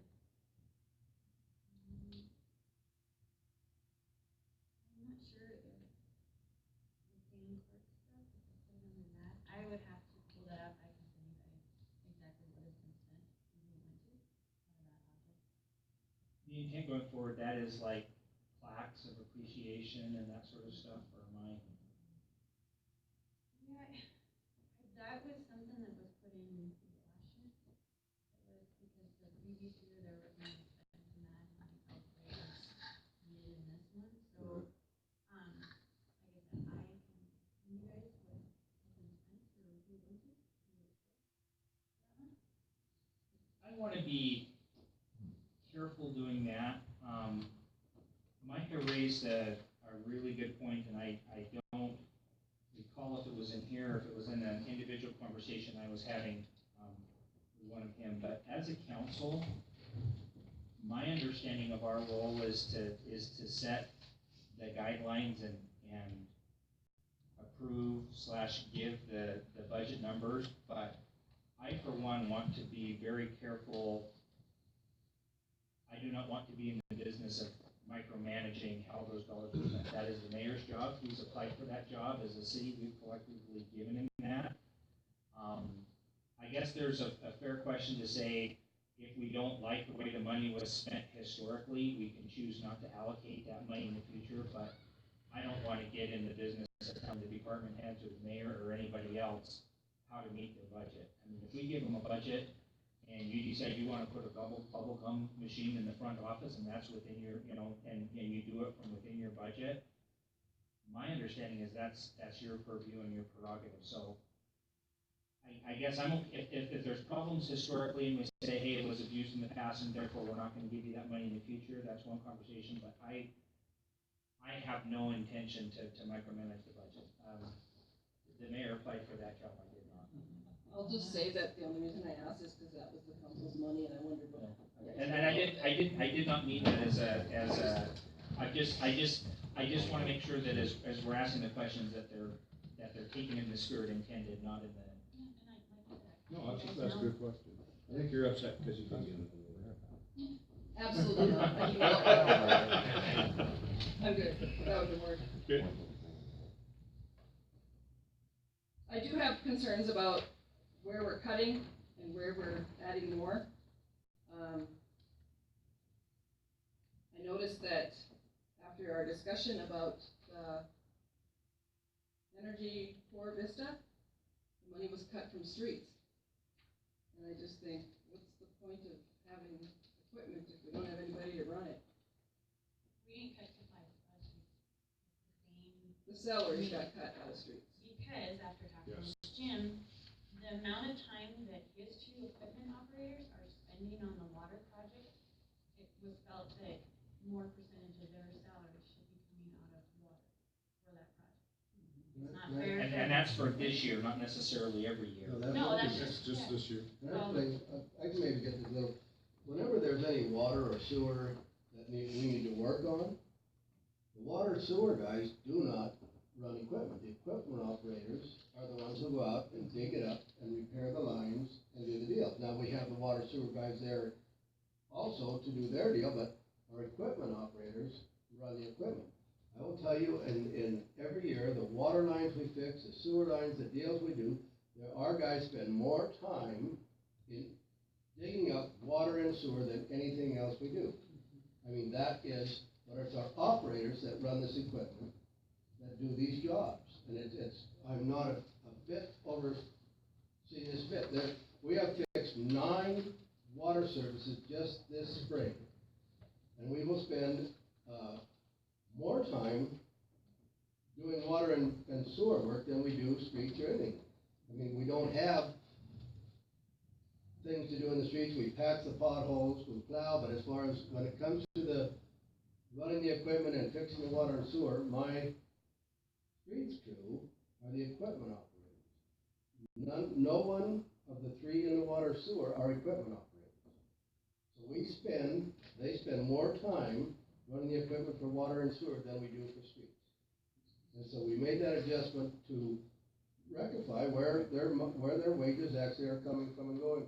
So what I'm hearing is, in the past, we've been pulling it out of general when we could have we were well justified in pulling it from the other fund, the enterprise funds, because that's where the work they're doing is. I have no issues with that. What we were looking at is we have about 2 more months of construction, so we took another 5% for the street guys. Which puts them at 30% just for the full year, water, 25% is sewer, and then they have 45% in street. And I think what I'm hearing Jim say is, in the past, we haven't necessarily done that, even though that's what they've been doing. Well, in the last 2 years, we started doing that, where we pull whose wages from and whatnot, and I felt when we started looking at it, we're really low on where, because our majority of our time in the summer months is spent fixing water and sewer. That makes a lot more sense than some of the salaries we pull from, so I have no problems with that.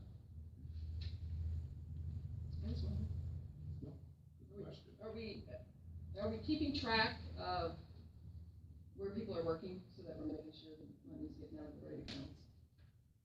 I think well, they've been on that water project for, how many weeks now? And in that same amount of time, in these last month that they've been doing that, not only are we working on this water project, we did a new sewer, we had to do a sewer repair main between White and McGillen, which was a week-long, 15-foot deep sewer extension where it collapsed. We repaired the 8-inch line going across to Island at Rock Creek, the water project, and we have spent maybe 2 days, well, we spent 1 day yesterday patching potholes, and Rob has spent, in which he's not, when he was sweeping and doing those type of things, we have spent the majority of our time in the last month water and sewer project. And prior to the start of this project, we were repairing water lines for this winter that froze and broke. And on the city side, we have spent all of our hours, I mean, the majority, and even in the past years, not just this year with all the deal, but I think last year we repaired 14 water services. This winter, we were up there at Country Club in the dead of winter. When I was off with my knee, they were digging up and repairing the water service. And it's not the water sewer guys. When you go to repair a line, sewer, or water, it's the streets guys that are the equipment operators that are doing this work. And so we felt moving that percentage that much was not out of line in any way. Not disagreeing at all.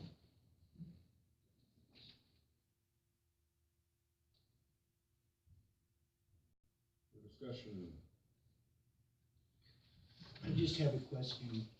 Where your dog grooming corner, there is a beautiful patch.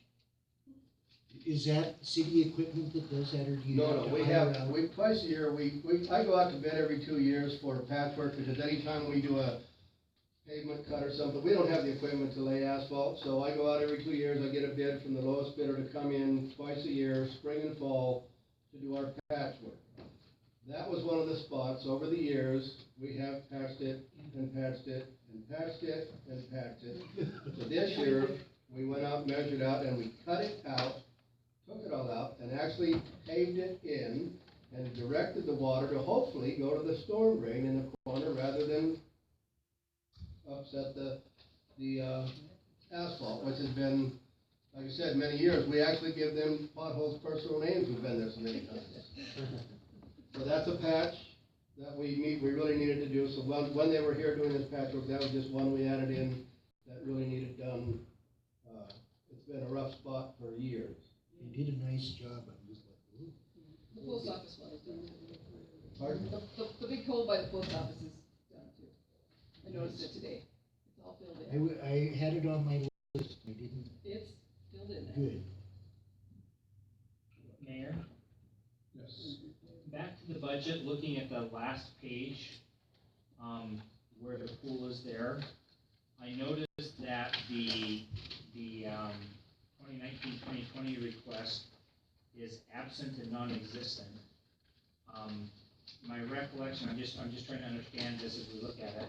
My recollection is there's a conversation, it's not finalized, but there's a conversation going about whether we spend some money in line with what we've collected to start the process and get more depth about what it will cost and what the options are for funding it going forward. So you- But my recollection is that was some resort tax that was set aside. So is that why it's not reflected here, is because it would be Right. coming from the resort tax set aside account? Right, and I talked with Brent about that, and, we're moving forward with that. So, what I want, I didn't want him working on something that wasn't gonna be part of the original engineering on it too. So that was the understanding, is that what he was gonna do for his $47,000 was the beginning of the engineering of what's to come.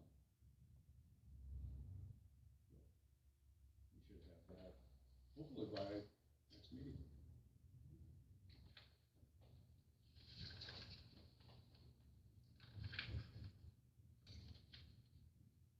When we were in a budget meeting, I don't know, I think it was in May,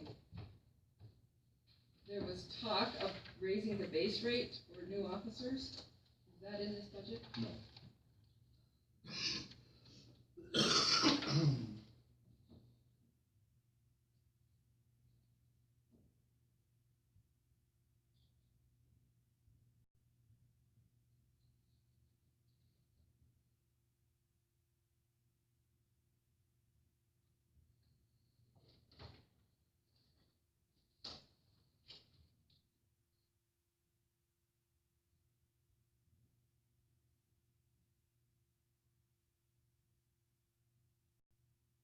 Anything else? One other question I have is, on the deputy clerk, is it 75% of her wage coming out of general fund? Is that the correct number? Yes, yes, as far as her wages, 75, yes. So her wages increased by almost $5,000, or actually more, $6,000 this year. She went up a step. She went up a grade and a step due to her, job description.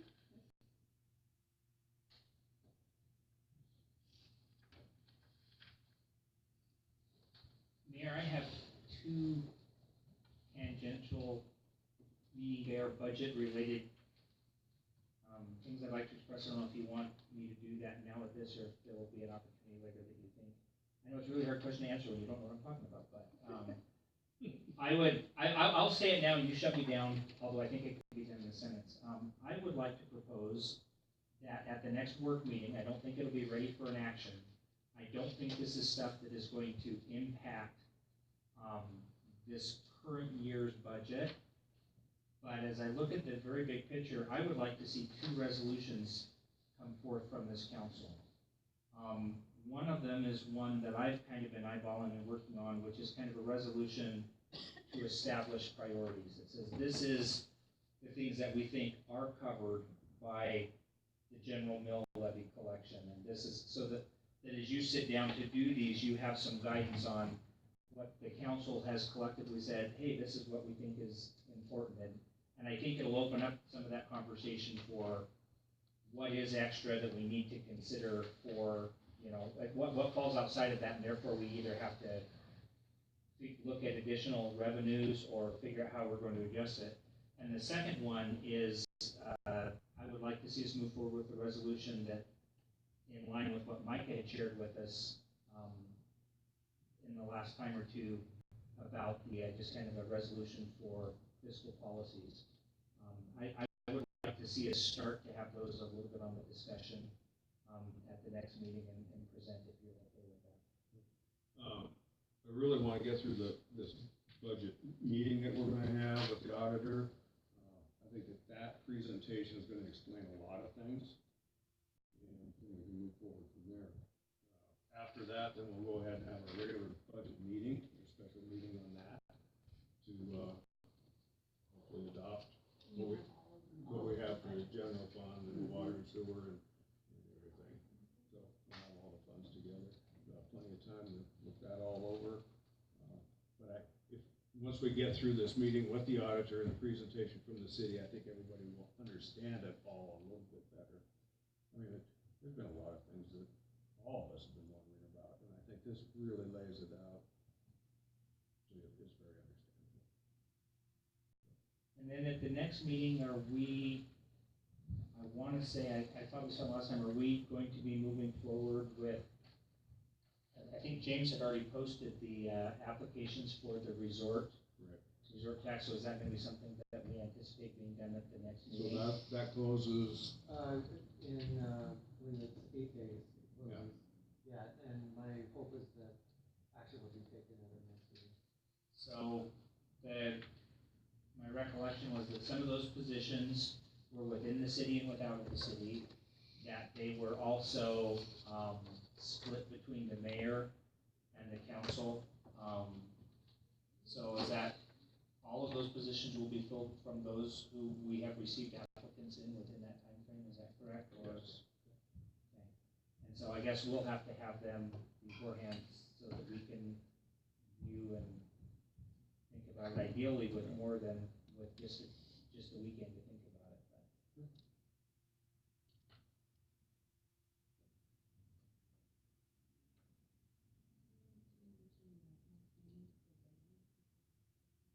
Why don't you mention that for us? So, and we usually have to have the agenda out on the Friday before the next meeting. City Hall is closed the 4th and the 5th, we're using our rotating holiday for the 5th. So we're gonna have to have the agenda out on the 3rd, so if you guys can get us all your stuff that morning, great. Morning of the third?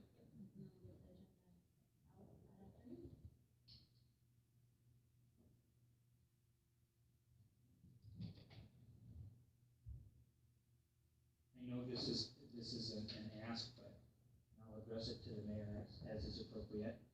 But it would not hurt if you would send us all a reminder on like the 1st or the 2nd that says, hey, remember guys, get your stuff in sooner. I'm gonna have it down, but I'm old. It's like Monday. It is it next Monday? Like It is next next week. Monday. Next week, yeah. You'll be fine. I only have 2 things that I know how those to send, so. Okay, I'll try to help you with that. We'll open this up for public comment now. We've gone through our agenda. Any comments from the public? I know it's not on the agenda, but can I have a few moments to get to work meeting about our parking situation up on Ward Avenue? Yes, you may. Because I've been working on it for months with the engineers. I've come to what I think will be a workable solution with Perry. And I do have more copies of this, because I just got this done today. You didn't get one, I kind of explained to you, but anyone else wants one in the crowd. But what I will explain to you is, as I worked with the engineers and we got the information necessary to figure this out, there's city, rural, and urban street laws, and different atmospheres, different deals, how they do it, and every one of them has a different take on what the width of your street, the width of your driving lane. So working with the engineer, and then Tom Kuntz, our police chief, and that's one of the big things they said was, what is the minimum width you have to get your fire truck or your ambulance through an area? And he said 10 would be a minimum, 12 is vertical. And then the other deal is the radius of a turn with its fire truck. And so, and like you said, when they get a call, it would depend on where it's at, which direction they go. But so what we we fall somewhere between urban and rural with our streets. We're not city. I'll tell you that when you start reading, and I have, in my spare moments within the last month have been very few, I have gone through all the information fed to me by the engineer, through the state, the MDT's deals, the federal deals and stuff. So this deal I've got right here, this map will show you. And luckily, when we got on Google Map, it shows right here in Perry's property, there are 6 vehicles parked here. Which is there, there's room for 6 vehicles if you park there. And you'll notice his first one is probably creeping a little bit on the 15-foot to the fire hydrant. But that's the minimum, they say 15 foot from fire hydrant is supposed to park. So what I've come up, this solution I've come up right here is you'll see there's the portions marked in the red. That's 2 parking spots on Perry's side of the street and 1 parking spot on the other, which is where in this street, that one little portion has this boulevard with the 4 trees in it. And this street is 30 feet wide. Now, at a 26-foot wide, you are down to a 1-lane road. But at 30-foot wide, if you read in the urban, well, that says one thing, you can have parking on one side and double passing. In rural, you can have 26 foot. But they require an 8-foot parking. So if you take 30 foot and you take 8 foot on both sides, you only have a 14-foot deal. You can't make a radius. What I've come up with, and this would be my recommendation, what I would like to do and try it, and this is not going to be a winter-summer deal, this is a year-round deal. These 2 spots would be a no parking from the corner, which also has a fire hydrant, back to that end of just before Perry's steps that come in there, and the 1 parking spot on the other side of the street. That would leave us the radius needed for the fire truck or the plow, and the 22 feet in that 1 portion, so when we're plowing snow, we can come through there, we can plow the snow, and it'll take a winter to try it, but it'll come into the same deal as everywhere in town. Once we plow and we clear the streets, in order to widen this correctly and not create berms on this particular part of town, when we're widening, we would have to move the cars. I mean, just like other parts of town, when they move their cars, we can widen and move the snow very efficiently. But we could plow through here, and there would be berms partially, because we'd have to come between those 2 outfits, down that street, and I'm thinking this would work. We've been up there measuring, doing all the things, figuring the radius, and this is my recommendation. We have 2 other options. The other option with the engineer would be it's a 1-way street, parking on one side, which would, because of the way the rest of the street's built, would be only on the west side. That takes all of Perry's parking. The other deal would take that boulevard out, take them 4 trees out, and move back to the sidewalk at that intersection. And then we would have the same width to come around there, and we would pick up 5 foot on that side, which would bring us to the 35 foot necessary that you could have parking and have a driving lane for 2-way traffic. Jim, can you clarify you're referencing a boulevard and 4 trees, and I'm not sure. Okay, right at the end of A Street, if you come up A Street, right there on the across the street from Perry's, that 1 block, right there, that small block there, which is between the Adams Alley and the, I hate that street. Nutting, I can't, anyway, that's the only part right on there. They actually have a curb, a boulevard, and then a sidewalk. Nowhere else on this street anywhere is there other curb, boulevards, and sidewalk. And when that got put in, how this was done, I don't know, but I'm just saying, that's another option, cost-wise, to do this, what we're doing right here. The sign on the post would come down, and I would put 2 signs up, no parking here to corner, 1 on each side of the street, eliminating that 24 feet on that side, and it's, I don't know, 30 feet, something on Perry's side, but it takes in the 15 behind the hydrant plus adding a lintel to give us that radius and that 22 foot between that corner where that car couldn't park and Perry's where his first car could park would give us the room necessary to make that a passable deal. This is my recommendation. For one thing, it's the least cost. If we do, and we do the one-way deal, then it involves everyone from the highway through 8th Street, involve public hearings, all the things it would take to make a one-way street. It has room, because it turns to 30 foot here, then it's parking, one parking lane. To have so, this is my recommendation. I'd really like to try it. I'd like to get through a winter with it, see how it works. Harry loses 2 spots of what, as we see here, where there were 6 vehicles parked, he would have 4 parking spots on his side of the street. And we would lose 1 parking spot where the boulevard, where the little piece of boulevard is, in order to make that radius and make that width. It's a working meeting. In a way, I have the authority to do that.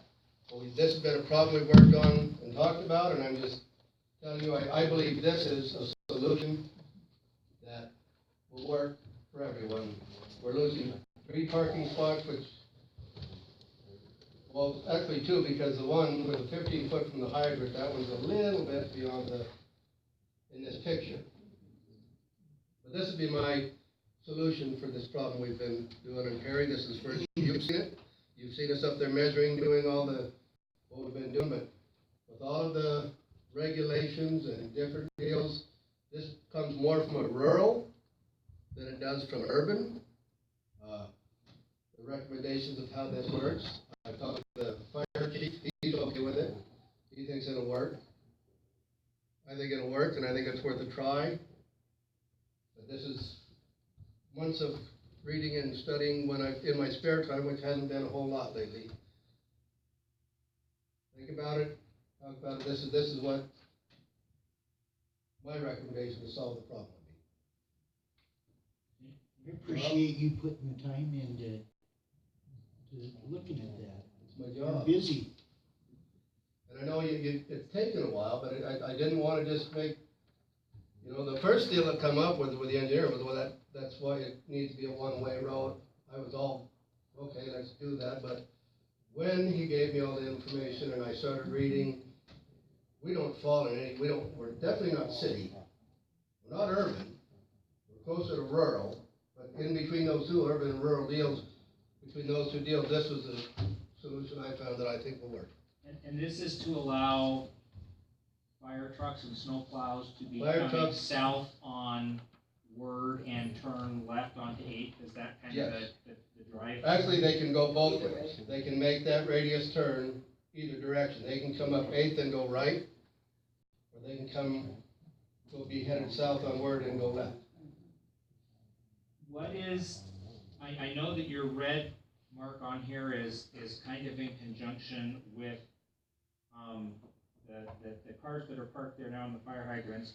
Do you have a distance in number of feet from that intersection out to where that line is to give you the radius you want?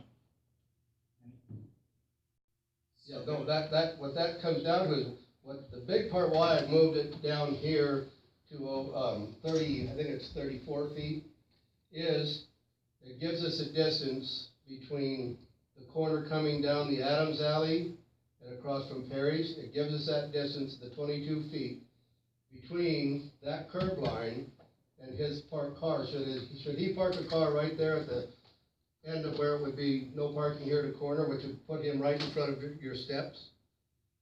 That would give us a distance between that curb and here in order to get through either direction.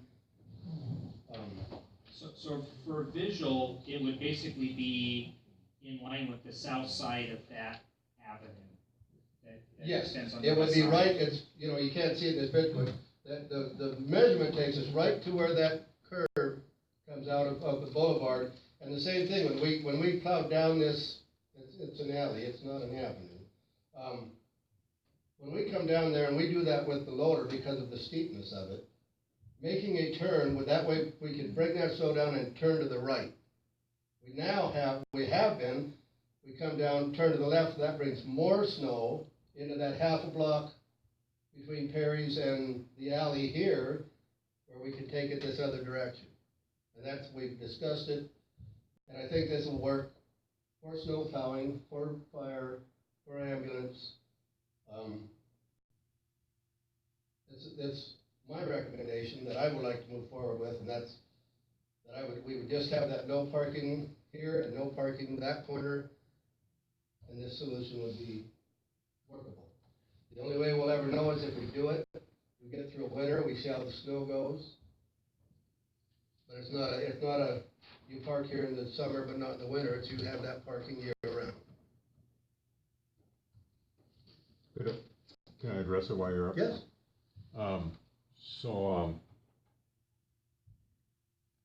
When you, and I pretty much agree with what you're saying there, Jim. We talked about it yesterday together. But you only mentioned the one car being close to the fire hydrant. You didn't mention about the other car that you're talking about in the way when you come down the alley from across the street and make the right turn. That a car in that spot would be in your way. But that doesn't mean anything. I don't mean anything by that.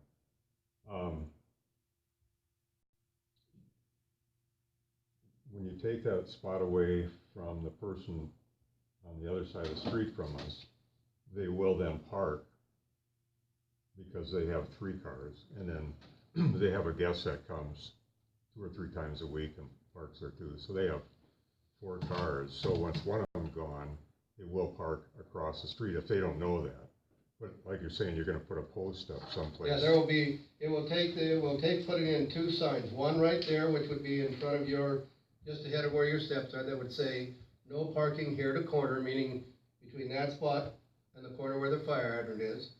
And on the other side of the street, it would be on this saying, no parking here to corner, coming the other direction, which would be 24 feet from that corner back to that one spot on the other side. They would lose 1 parking spot, but then right. I spoke with her one day, and she said she doesn't have to park there. She can park up behind. Well, they do park up in the alley, yes. They can park up in the alley also. So we're losing 1 spot on that side of the street, and losing 1 on you. Basically, you're going to lose 1. 1 for sure, yeah. Sure. So my question, because you want to try it for the winter, what if we put the post, instead of taking up that second car on my side, the one that's, you say, close to the steps up there? If we, I know what you're gonna say. Yeah, if you park up there, then we don't have that 22, if you park up 1 more length here, we don't, and there's a car parked right at the end of that sign, then we don't have that width. We're back down to the 14 foot right there. Right, but if, like you said, if we move our vehicles. What about when we widen? You know, we plow and then we widen. And it's just like other parts of town, when we come through to widen, in order to actually get the snow, because there's gonna be berms no matter how we plow through here. But when we come to widen, if we move the cars, then we can take that snow off of your side, off of that side, and we have this spot down here, the next block has where we've been putting it for years. Right. When you moved your car, we move it down here and we put it along that hillside. Right. And that, when we widen, that would be the same process we would use again. We would take that snow where your parking spots are, down here, deposit it over here. Between 8th and 7th. The same way we've been doing over the years when you moved your car, we take all that snow and we move it. Right. But you could also move it, come from the north along. Yeah, we could move some around the corner. And then bring it down the hill. But as you see this last year, the amount of snow we had, there wasn't any more room around the corner. So let's wrap this up. We'll put it at the beginning of the work session in 2 weeks. If you want, just kind of mull it over and see where we're at, and we'll talk about it a little bit more. Jim, thank you for your efforts. Thanks for working on that. We'll put that on your list. I had that on my list of things. On my list? Yeah. Right up. Okay, meeting's adjourned. I just had an idea. We're on television, can we pick up some of these Might be Mr. Roxbury, like this, Frankie, he's gonna pick up sponsors. Except they can't be started, well, that's what's got the money. And what he's got here, this will get a little further. But anyway, we don't